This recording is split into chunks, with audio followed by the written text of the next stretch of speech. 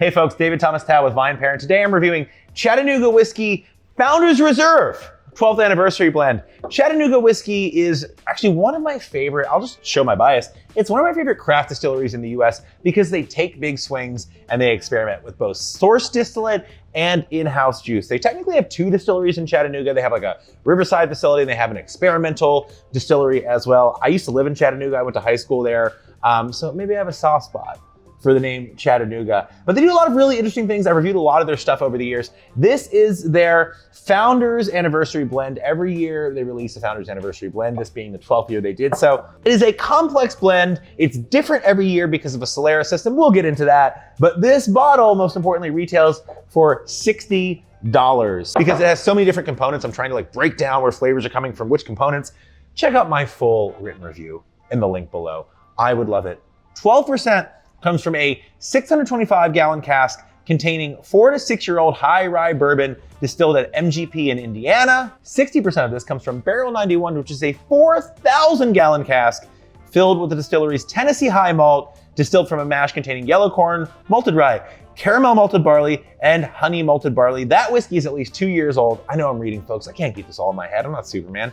28% comes from Infinity Barrel, a 1,645-gallon cask filled with a mix of malt and rye malt whiskeys distilled by Chattanooga Whiskey. And according to the brand, the barrel recently gained additions from 6 new mash bills, so there's a lot in there. This is a Solera system, meaning these casks are always different. The blend is always different. That's just this year's breakdown.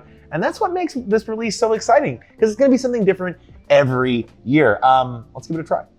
Ooh, that is super cereal forward on the nose. Yeah, it's like halfway between hot porridge and grape nuts and milk. I like grape nuts. Maybe I should have known I'd become a professional whiskey reviewer. I think I'm the only kid who liked grape nuts. Did you like grape nuts? Let me know in the comments, let's argue.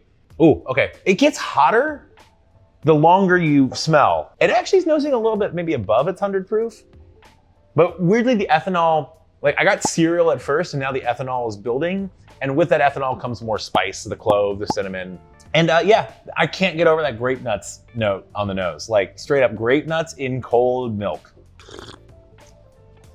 Okay, it's again cereal forward, but definitely sweeter. So I get that porridge, like multi-grain porridge I got on the nose.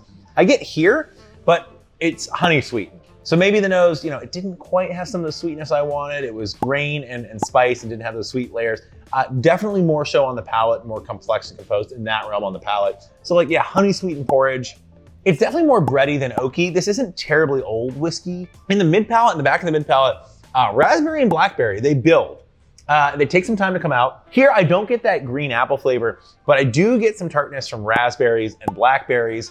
They're at the back of the palate. They take a little while to develop, but they do provide some welcome contrast to that graininess and some of that clovey spice. The finish is back to oatmeal and pancakes, really grain forward. The spice kind of dies off.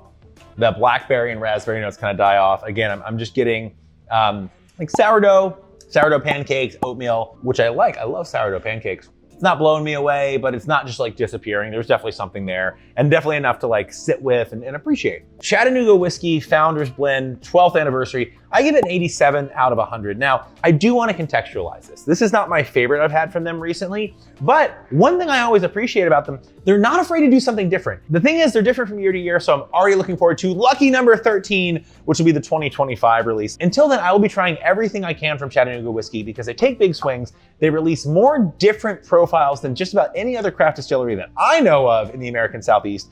And when the bat and ball connect, boy howdy, do they do things that no one else in American whiskey or in American spirits in general is doing, and that's worth celebrating. So yeah, they took a swing here. Not my favorite of their swings, but I just need to contextualize that by saying I'm always excited to try their stuff because when they hit in a way that almost no one else is. So cheers, and until then, I'm David Thomas Tao, drinking the whiskey so you can too.